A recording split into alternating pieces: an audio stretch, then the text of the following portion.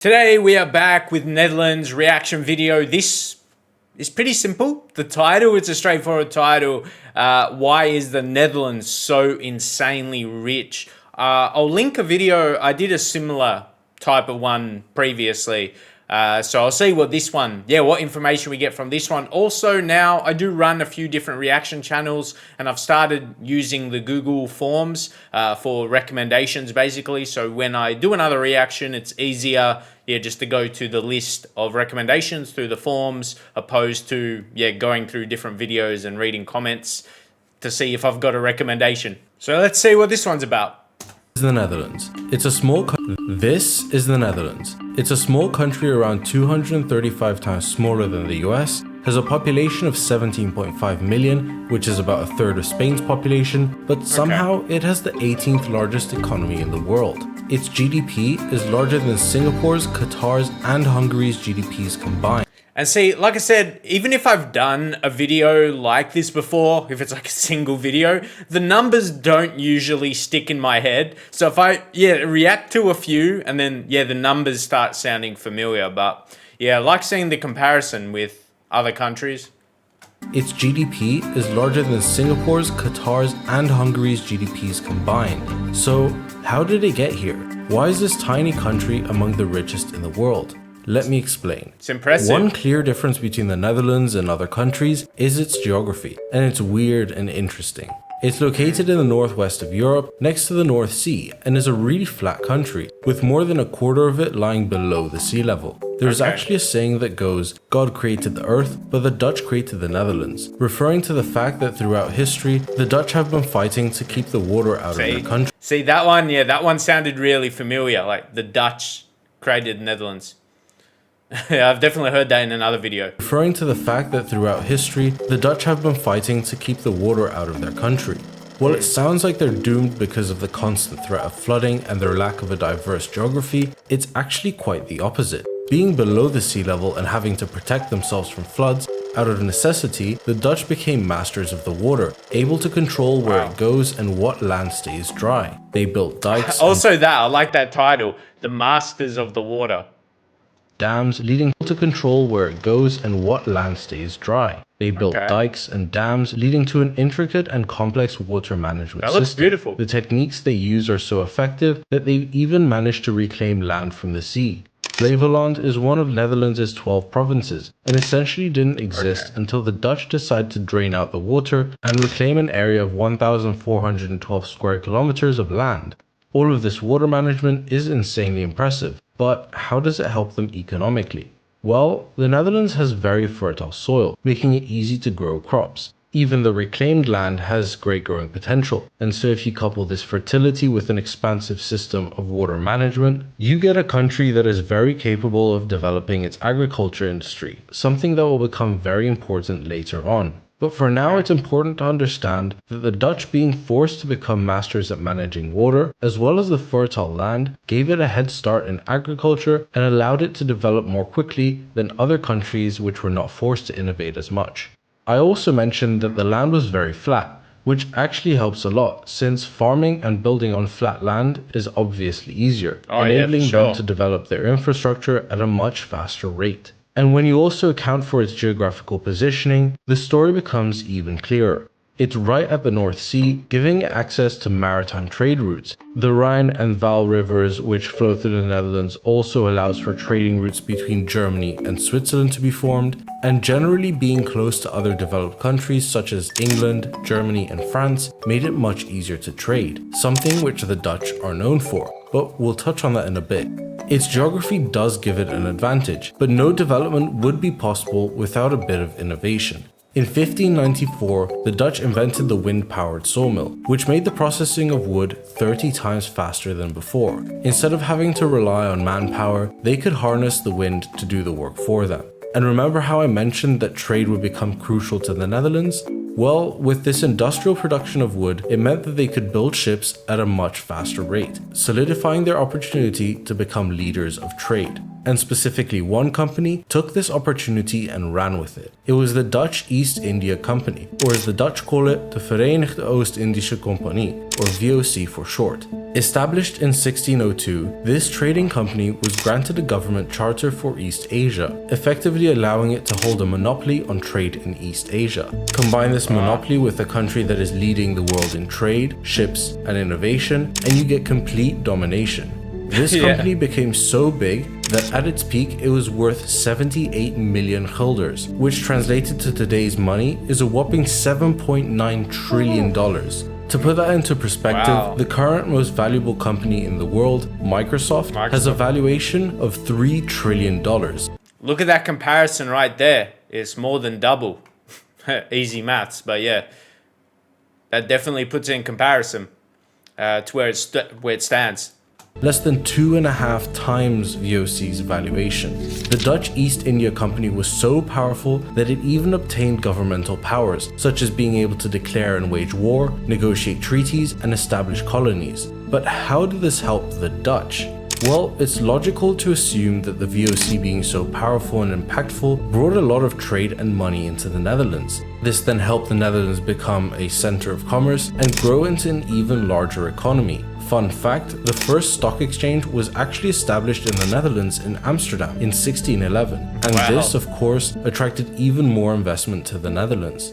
The Netherlands becoming an economic center in the 17th century also attracted highly educated people from all. See, I like how the point where they're at being so rich, it was how do you describe it? It's like the foundations for it was done, like these years they're mentioning 300, 400 years ago. Like that's when the foundations for this was made, which is impressive because we are so familiar with the current, the current world. But yeah, for this all to be done back then.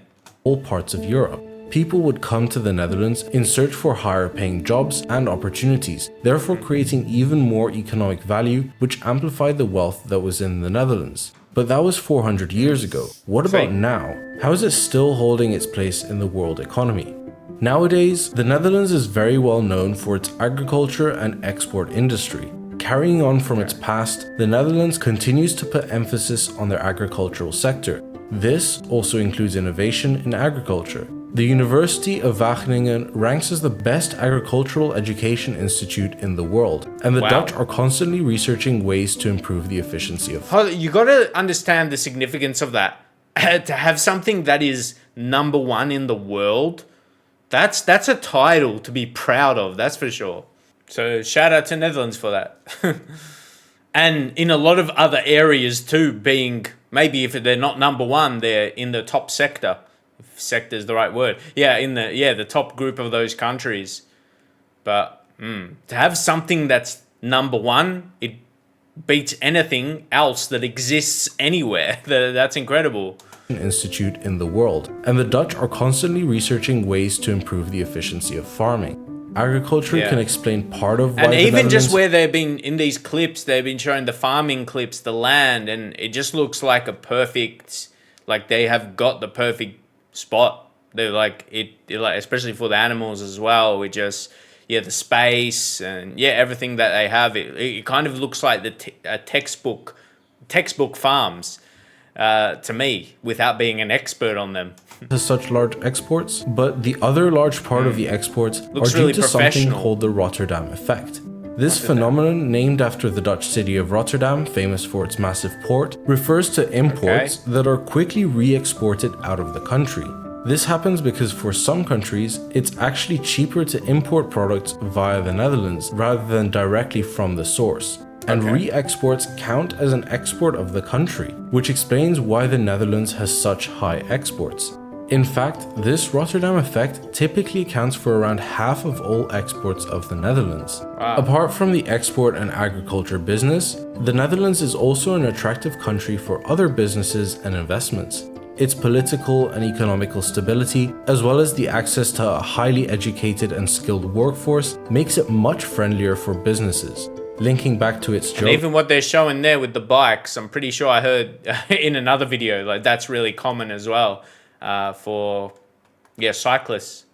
or not even, not to label yourself a cyclist, just to use a bike to get around. You might not, you might not necessarily refer to yourself as a cyclist, but you just use your bike for transport, and maybe just occasionally. It depends. But yeah, I remember that as well. It's very useful for much friendlier for businesses. Linking back to its geography, it's very useful for businesses to be so close to other economically powerful countries such as Germany, meaning they have great access to these markets, sweetening the prospect for establishing a business in the Netherlands. For sure. The complex and intricate tax system and tax treaties also means that large corporations can find loopholes in order to not pay as much in taxes. It then makes sense why so many large corporations benefit from having headquarters in the Netherlands. It turns out that the geography, history, politics, and clever systems of the Netherlands. Nah, I don't know if you meant this. Let's see. Why so many large corporations benefit from having headquarters in the Netherlands. It turns out that the geography. When he said geography, it sounds like jog, and there's people jogging. I don't know if he tried to be funny or that was just how I'm seeing it. Benefit from having headquarters in the Netherlands. It turns out that the geography, history, politics, and clever systems of the Netherlands all contribute to its riches. This wealth was not built overnight, but instead took centuries of innovation and competition to reach this scale, which also goes like to I mentioned show before, how important I'll let it play out and I'll talk about it at the end. of innovation and competition to reach this scale, which also goes to show how important time is in amassing wealth. And it's interesting to think whether the Dutch would be as prosperous today if they hadn't had to face the challenge of keeping water out of their country.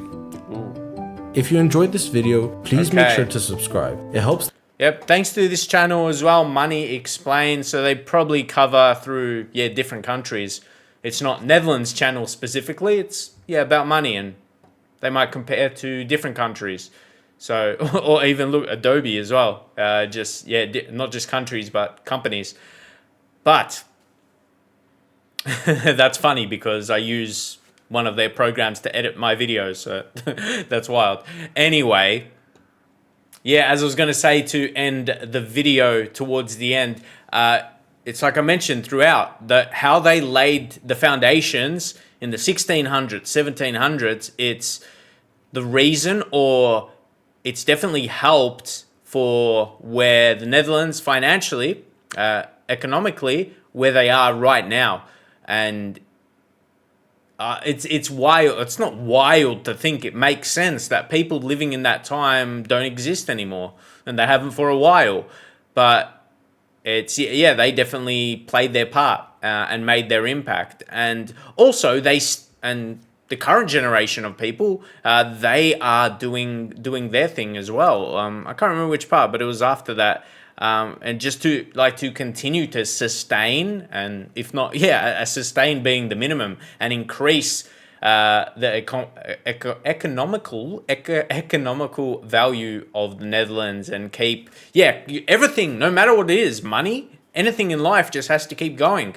And if it takes a bit of a pause, that's when things go backwards. But definitely, that was an important time, it sounded like, from this video, the 1600s, 1700s, to lay the foundations of Netherlands' financial success.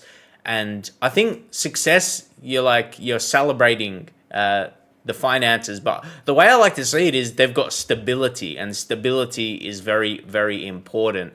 But when you read the numbers, they're more than stable, but it's just the fact of being stable financially. That's when, you can be really comfortable as a country, and for the individuals, for the citizens of the country. So that's how I see it. If you got any other videos like this, or just any other videos about Netherlands or from Netherlands, Dutch related, let me know. As I said, I'll get that link going for the forms. I'll leave it in the description and a pinned comment. So I can filter recommendations and get more regular videos coming. So as I said, it's an easier kind of location, especially when I've got them all together now in one section for the forms. As I said, with multiple channels, I can really find videos to react to that are requested a lot easier and quicker, which is important. But I'm going to leave it there. Let me know more about the financial status of Netherlands and Dutch people. And yeah, I'm going to leave it there for this video. Let me know your comments down below, and see you in the next one.